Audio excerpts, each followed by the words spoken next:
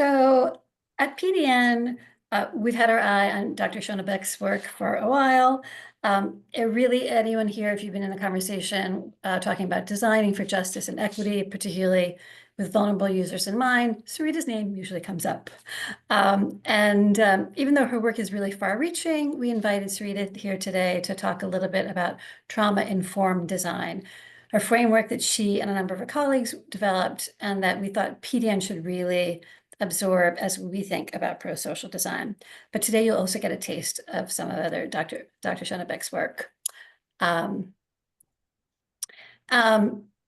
formal part of the intro, I should add, Dr. Schoenebeck is currently Associate Professor at University of Michigan School of Information, where she leads the Living Online Lab, LOL. And we're really fortunate that she accepted our invitation. So welcome, Sarita. Thanks so much for having me. Should I just go ahead, jump right in? Yeah, yes, exactly. Let's, we want to launch in and, talk about what is what is a trauma-informed approach? Why should platforms be using it, keeping it in mind? And I know there are these 6 principles that are, you mentioned in your paper. If it's possible to walk through those, that would be tremendous. Yeah, absolutely. So trauma-informed design comes from trauma-informed care, which is a well-established principle and practice in social work. And yes, we can link the paper. So in social work and in health and other areas, the belief coming into that work and that practice is that a person has experienced trauma. They come in with a trauma. And the statistics are pretty consistent with that. They suggest that most adults have experienced one trauma in their lifetime. Many children have experienced a trauma, which could be something from an interpersonal relationship, childhood abuse, lack of food, could be global displacement. There's the kinds of traumas are very wide ranging. And I come from the computing world, where we call people users, and computer scientists like to think of everything as neutral and just users on a platform. And so they're very competing, or sort of the mindsets are at odds in my mind. And so what we were trying to say is, when we have people, rich people with full lives and histories and traumas and all these things coming online, I study social media primarily, they're likely to have trauma experiences. It may be that the things that they experience when they continue to be online reinforce that trauma, recreate that trauma. And so we should be designing experiences online and offline that recognize that people come in with those histories. They're not just a neutral user, something that we treat as objective and things like that. And so a lot of this is a philosophical stance, is a disciplinary stance, saying we should care about the people in the world that we design for, and doing that requires recognizing they're coming in with histories that often will include traumas that we can't know about, but we can try to make their online or any sort of experience more safe and supportive for them. And so there are 6 principles in trauma-informed care, and we kind of map them to online spaces. So one of them is safety. And some of these are sort of straightforward, but it's important to have these frameworks in mind. So safety could be things like treating our data with privacy, knowing that what we say online is going to be preserved in the context in which it's said, right? Offline, it could be something as simple as accessibility. When we're in a room, we know how to find the exit. We feel comfortable in the chair we're sitting in, something like that. The second one is sort of trust and transparency. And this is a really fundamental principle in justice systems generally. It's knowing what's going to happen, like what will be done, by whom, when, why, things like that. And so the example I'll talk about in a little bit, because we've been studying a lot, is like sexual harassment online, invasions of privacy and things like that. And a place where this really fails is if something happens online and you report it, say you report it to Instagram or Twitter, you don't know what happens. It just kind of goes into a black box and you get a response and you don't know why you got the response. And there's no visibility into what's happening and why. This matters for our justice system as well. Procedural justice says people should know what's going to happen when they enter into the justice system and why. So this is, again, trustworthiness and transparency, and it's saying we need to provide people with an understanding of what's happening when they're moving through some online system or some technological system, right? Yes, or they get blocked, they get shadow banned, they get censored, and all these terms are political and politicized, and so it's not easy to fix these problems, but the current status quo isn't great. The third one is peer support. So providing people access with others who are similar to them in social work. This is well established, but online we do this too. Often it's sort of user generated, so it's support groups and things like that. In social work, things like collaboration matter. So when you're working with a social work provider, it should be your services, your needs are being developed in collaboration with your providers, not just some content delivery system and they tell you what to do. Ideally, the medical system would work this way too, not often how it actually happens. But here, this would be things like designing with people who've experienced trauma, if there's specific kinds of domains you're designing for. One technique would be blocking or hiding content that you don't want to see because it's traumatic. There's some risks to that as well, but giving people some control over their experiences online, right? So they can make decisions about what they're doing. A similar one is about empowerment. So people should have the ability to build their own choices into what they're experiencing.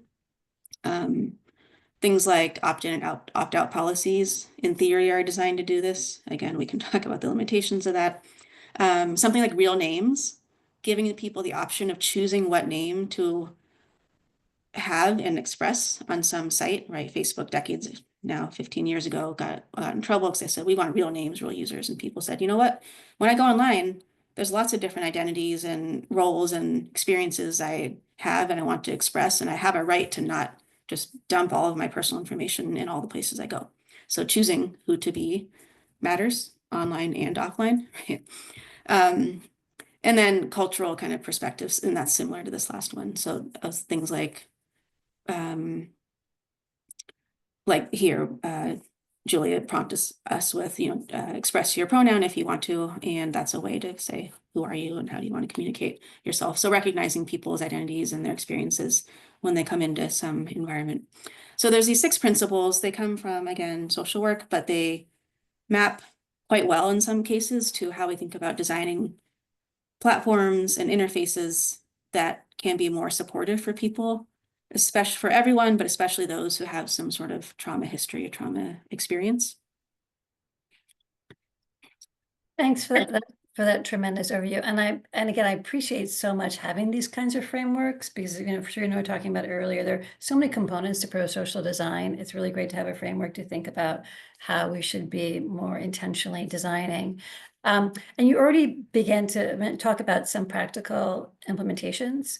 And so we could kind of move more there. And I know I want you to talk about this very cool tool that you've developed, hands off, but also if you could maybe mention some practical implementations of that a less well-resourced platform might be able to implement. So what's like a light lift or something that a platform can do to be more trauma-informed? Yeah, I'll talk about the domain we're working in because there are some lightweight things that can be done. So one of our major research areas right now is the problem of non-consensual intimate content online. And this is sexual intimate content about people, which is either their body being displayed in ways they don't want it to be, or sexual interactions being displayed. Usually images, can be videos, but when it's on the internet and they don't want it to be, right? Non-consensual intimate content is content about yourself that's about your body and your identity, and you don't want it to be there. My stance is you have every right to say, I don't want that there, and it shouldn't be there if that's the case, right? Same as we consent in offline environments to what we do with our bodies. So we've been looking at this problem, which it's been on the, as long as the internet has existed, it's been a problem. Sex and pornography drive a lot of the internet. It's growing now because generative AI systems, right? So generative AI is the things that kind of create new content. Often it's text. You go to ChatGPT and say, tell me stuff, and it'll spit out stuff at you. Those are also being used to create intimate images of real people all you need is their face, and now you can create something that isn't real. So this problem has grown substantially in its scope and its risks. Previously, you needed that content to exist. Maybe you shared it consensually with a partner, and then later they shared it non-consensually. Now, anyone can be a victim of non-consensual intimate content. So this is clearly traumatizing. It's very much re-traumatizing. It's a cultural problem. It's highly gendered in nature. It fits a lot of what we know about trauma experiences. Yeah, and it's it's hit Taylor Swift and some politicians and also teenagers, mostly girls, but it can affect any gender, of course. And so there's two ways we might intervene in this. One is to try to deter people from doing it, teach them, and that's a social practice, or we deter them by making it harder to share this kind of content on the internet. And so we can think about that's where design comes in. And then the second part, so deter it and then also report it, take it down. And so I'm going to focus on actually the latter, the taking it down. So the thing is, let's say your content's on the internet somewhere, whether it's an Instagram or girls.xxx, wherever it is, you want it to come down. And so you need a reporting process to bring it down. And that is something that every website, I believe, can make easier. And so you have to say, this is content of me. I do not want it there. Please take it down. This is super traumatizing. You have to do it for every time it exists. And making that process easier, so easier to find, easier to communicate what the status is of that request, and easier to communicate why an outcome was the way it was. Those are all things that any website can do if it contains sexual content. You can imagine this for any sort of reporting, like there's something a problem, how do we build sites and platforms that make it easier to take it down? But so here we're looking at streamlining the reporting process. So can we build systems that make it easier for someone to say this content is me and it's all over, and make it easier to file those takedown requests? If you map this to sexual violence offline, the parallels are pretty prominent, right? We know reporting is difficult. It's often re-traumatizing. People aren't believed. They have to report it, tell the story multiple times. They may not get any accountability from the offender. Same problem online, but here I would say we can use design to tackle some of this, at least make it a lot easier to report it, respond to those reports more effectively. And these are big social, institutional, and legal problems. So one of the things we're arguing is we need laws that require taking it down. I can talk more about that, but I'll give people to maybe look at some of these questions and give people a chance to chime in. Thank you. And yeah, we're going to open up for Q&A in a moment. I see there are lots of questions in the chat. If folks have others are formulating, please formulate them. And last question before we open up, Sarita, since we want to like learn from what we already know, but then of course we want to be able to move forward and learn more and contribute to knowledge. So what are the main questions, the questions you have, or you think that we should be asking and trying to answer? Just generally about trauma-informed design, or yeah. So what it could be what's like the top of your research agenda, or what, or you could also might be interesting to learn from those in the space who are on the more the practitioner side. Yeah. Yeah. I would say a topic on my mind as someone working on sexual violence and the internet and at a higher educational institution, all of which are highly politicized topics. So for one, higher ed is kind of in January, we don't know what will happen with our various programs and things like that. Something I'm thinking about is how do you protect people and design spaces and systems that preserve these values while they're going to be scrutinized by policymakers and by someone, Kimberly asked about senior management and all these things. And to give an example, which is I was looking at, so in the higher ed, we're thinking about diversity programs and things like that, which in January, it looks like it's going to be much harder to run those things. But you can still have sexual harassment training. You can still have workplace rights. So there's lots of things that are accepted enough that we can say this matters, but some politicized language doesn't.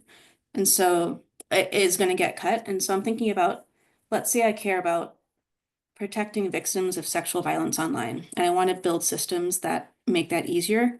What's the right language I use and strategies and techniques I use to say we need laws about this, we need senior management on board, we need better interface designs that will convince people, all the stakeholders, without having them dismiss it as something that doesn't matter, it's just complaining or whatever it is.